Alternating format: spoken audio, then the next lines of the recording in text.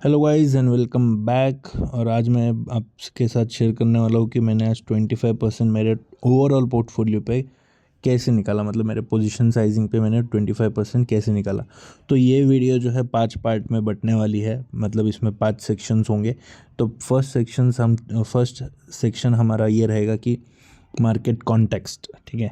तो first section से चालू करते हैं। तो पहला है मार्केट कॉन्टेक्स्ट। तो मार्केट जो है, एक्चुअली मार्केट कॉन्टेक्स्ट मीन्स कि मार्केट कर क्या रहा था। तो मार्केट जो है देखो फ्लैट ओपन हुआ, ज़्यादा गैप अप नहीं, ज़्यादा गैप डाउन नहीं, नॉर्मल एक ओपनिंग हुई।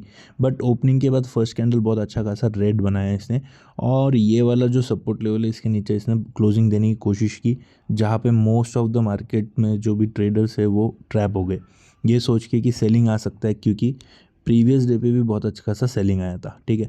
बट क्या हुआ, मार्केट ने यहाँ पे सपोर्ट लिया, फिर से ऊपर आके क्लोजिंग दी, फिर से नीचे आया, यहाँ पे फिर से उसने सेलर्स को ट्रैप किया, फिर यहाँ से बहुत अच्छा खासा ऊपर गया, यहाँ पे सबके स्टॉप लॉसेस लिए ऊपर आया, यहाँ से फिर से उसने रिजेक्शन लेके फिर से ये लेवल पे आया, सपोर्ट लेवल फिर से यहाँ पे सेम थिंग, उसने सेलर्स को ट्रैप किया मार्केट ने, ठीक है। मार्केट ने सेलर्स को ट्रैप करके फिर से ऊपर आया। तो मार्केट ओवरऑल जो है स्टार्टिंग में साइडवेज में था, ठीक है।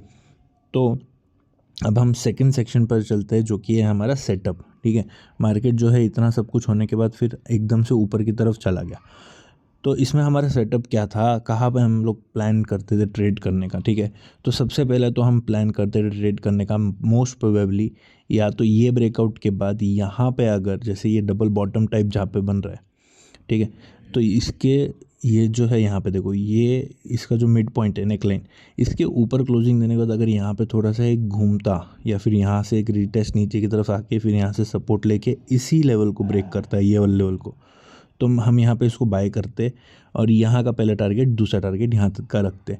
तो यहाँ पे मैं इसको देख रहा था, बट यहाँ पे मेरे को एंट्री नहीं मिली। उसके बाद क्या हुआ, मार्केट नीचे आया, फिर से ऊपर गया और फिर से नीचे आया, राइट, यहाँ पे आया। अब सिंपल सा था, ये भी एक डबल बॉटम टाइप दिख रहा है आपको, ठीक है। बट यहाँ से डबल बॉटम कब कंफर्म हुआ, जब इसको इसने ब्रेक किया या फिर इसके ऊपर क्लोजिंग दी तब। बट ये सब चीज़ से पहले हमको एक सिंपल सा ट्रेंड लाइन दिख रहा था, ठीक है, मतलब एक पैटर्न दिख रहा था काइंड ऑफ। तो ये पैटर्न हमारा वो था। तो ये पैटर्न हमको कंफर्म होने के बाद, ठीक है, जैसे ये पैटर्न कंफर्म हुआ मेरे को कि ये पैटर्न बना हुआ है कुछ और इसके ऊपर ये ग्रीन कैंडल ने क्लोजिंग देने के बाद यहाँ पे थोड़ा सस्टेन किया और ये एक बुलिश ग्रीन कैंडल यहाँ पे कंफर्म हो गया, ठीक है। तो मैंने इसका जस्ट नीचे का स्टॉप लॉस लगाया, इसके ऊपर मैंने एंट्री बनाई और पहला टारगेट रख दिया यहाँ का, ठीक है। जो नेक्स्ट रेजिस्टेंस था वहाँ का पहला टारगेट रख दिया और जो कि मेरे को ईजिली अचीव हो गया। उसके बाद मार्केट जो है फिर से देखो यहाँ पे थोड़ा सा घूम के वापस से नीचे आया और यहाँ से नीचे आने के बाद यहाँ पे थोड़ा घूमा और फिर से ऊपर जाने की कोशिश, ठीक है। अब यहाँ पे बहुत लोग ट्रैप हो गए होंगे, जैसे कि यहाँ पे बहुत लोगों ने बाय किया होगा, वो ट्रैप हो गए। बहुत लोगों ने यहाँ पे बाय किया होगा, वो ट्रैप हो गए, ठीक है। तो यहाँ पे बहुत लोगों ने बाय किया होगा तो उनका भी स्टॉप लॉस किया, फिर मार्केट ऊपर गया।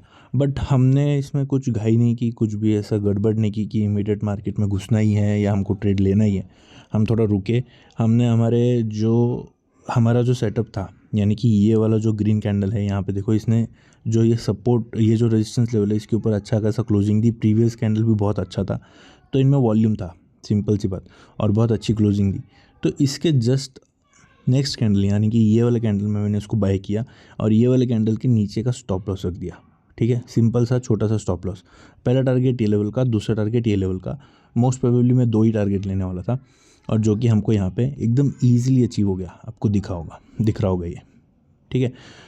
तो ये ऐसे हमने आज 2-3 ट्रेड प्लान किए, 2 ट्रेड प्लान किए और दोनों ट्रेड हमारे बहुत अच्छे प्रॉफिटेबल निकले, ठीक है गाइस। तो चलते हैं नेक्स्ट पार्ट पे, जो कि है हमारा रिस्क मैनेजमेंट, ठीक है। तो रिस्क मैनेजमेंट कितना था हमारा, ये सब ट्रेड करने पे हमारा जो रिस्क था वो कितना था। आप सब पूछ रहे हो, जानना चाहोगे कि मेरा रिस्क कितना था इसमें। मैंने टारगेट तो अच्छा खासा ले लिया पर रिस्क कितना था यहाँ पे और ये ट्रेड में, ठीक है। तो ये कैंडल, आपका टाइमिंग याद रख लो इसका। तो ये है 145 का कैंडल, यानी कि 1345 का कैंडल, और ये है 1150 का कैंडल, ठीक है। तो हम चलते हैं ऑप्शन पे जो आज हमने लिए थे, या फिर एक काम करते हैं, हाँ, जो हमने लिए थे उसी पे चलते हैं, ठीक है। तो मैंने सबसे लास्ट में जो एक ऑप्शन लिया था वो लिया था 650 वाला, और ये लिया था कॉल, ठीक है। तो हम इसको एक बार देख लेते हैं। तो इसके चार्ट्स पे जैसे कि मैं आ जाता हूँ यहाँ पे, तो आप देख सकते हो, देखो ये वाला जो कैंडल था इसका हाई लो मैं एक बार यहीं पे दिखा देता हूँ, देखो ओके। इसका हाई ये वाला यहाँ पे दिख रहा होगा आपको, ठीक है। इसमें ना आपको इजीली दिख जाएगा हाई लो क्या है यहाँ पे। तो मैं इसको लेके चलता हूँ फिर से इधर। तो इसका हाई था 122 का, इसका लो था 116 का, ठीक है। तो इसको मेरे ख्याल से मैंने 121 के अराउंड कहीं पे बाय किया था, जो कि इसके नेक्स्ट कैंडल पे बाय किया था। और बाय करने के बाद देखो यहाँ से मार्केट जो है ऊपर ही चलता गया, ठीक है। और हमारा जो दूसरा टारगेट था वो यहीं कहीं पे था, जो कि हमको एकदम इजीली अचीव हो गया। और हम यहाँ पे 150 के अराउंड निकले, शायद से 150 नहीं, ऐसे कुछ अच्छा खासा हम लोग प्रॉफिट लेके निकले। तो हमारा स्टॉप लॉस आप देख सकते हो कितना था, 7 पॉइंट, हार्डली 7-8 पॉइंट का टारगेट स्टॉप लॉस था। और हमको टारगेट कितना मिला, 30 पॉइंट्स का टारगेट मिला। तो मतलब ऑलमोस्ट अगर आप मोटा मोटा अगर आप कैलकुलेट करते हो तो मेरा जो रिस्क टू रिवॉर्ड रेशियो था तो वो था 1:4 1:5 के अराउंड मेरा रिस्क टू रिवॉर्ड रेशियो था इस ट्रेड में, ठीक है। और सुबह का अगर आप ट्रेड देखोगे यहाँ पे, जो कि मैंने 600 से 64-600 में लिया था, बट यहाँ पे भी अगर हम चेक करते हैं तो 1150 का एक कैंडल था, राइट। 1150 का कैंडल हाई देख सकते हो आप है 99 का, और लो जो है 93 का है, ठीक है। और अगर आप इस पर ट्रेड लेते हैं 99 पे आप इसको एंट्री करते हैं या फिर 100 पे भी एंट्री करते हैं और स्टॉप लॉस 93 पे रखते हैं, तो 100 से आपको टारगेट देखो 136 तक का आपको एकदम ईजी टारगेट्स मिल जाता है इधर। इसका हाई 136 का था, तो यहीं पे 130 तक का भी टारगेट मिल जाता।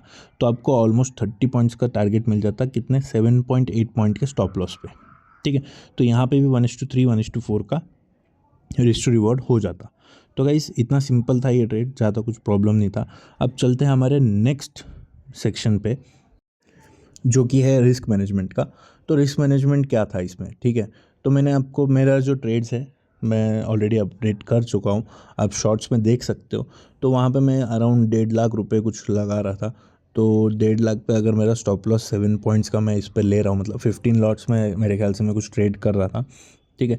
तो मेरा 15 लॉट्स में इसमें जो स्टॉप लॉस होता था, अगर आप देखोगे 1.5 लाख के ऊपर मेरा स्टॉप लॉस छोटा सा था, जो कि था आराम से 10,000 के आसपास, 10,000 11,000 के आसपास कुछ था। तो 7 to 8% मेरा कुछ स्टॉप लॉस था।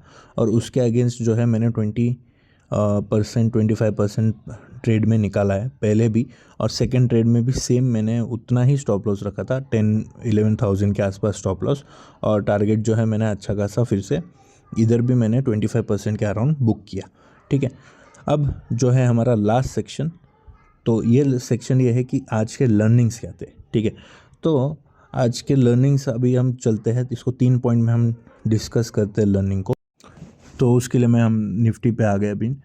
तो इसमें सबसे पहला हमारा जो लर्निंग था वो था कि हम रश नहीं करना चाहिए, हमें don't rush into the trades. तो ट्रेड में कभी भी आप रश मत करो, आप थोड़ा सा वेट करो, आपका सेटअप बनने दो।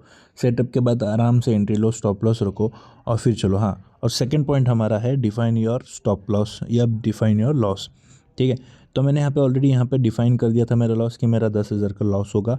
1.5 लाख का पोर्टफोलियो था, मतलब 1.5 लाख के मैंने ऑप्शंस लिए थे, तो उसमें 10,000 का स्टॉप लॉस था मेरा। और टारगेट जो है आपके सामने 41,000 के आसपास मेरे को आराम से प्रॉफिट हुआ।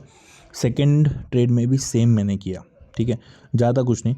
और सबसे लास्ट इसमें हमको ये सीखने ये जो थर्ड की पॉइंट जो यहाँ पे मैं आपके साथ शेयर करने वाला हूँ वो ये है कि इमोशन कंट्रोल, ठीक है। इमोशंस जो है आपके सब कंट्रोल में रहने चाहिए। क्यों इमोशंस कंट्रोल में रहना चाहिए? अगर देखो मैं यहाँ से इसको एंट्री ले लेता और मैं टारगेट छोटा सा लेता यहाँ तक, या फिर यहाँ तक का अगर मैं टारगेट लेता तो प्रॉब्लम आ जाती।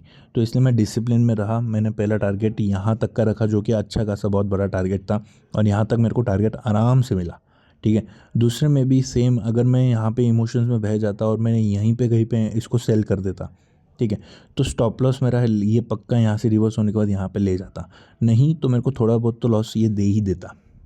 ओके, थर्ड चीज़ जो थी वो यही थी कि हम जो है इमोशंस हमेशा कंट्रोल में रहना चाहिए।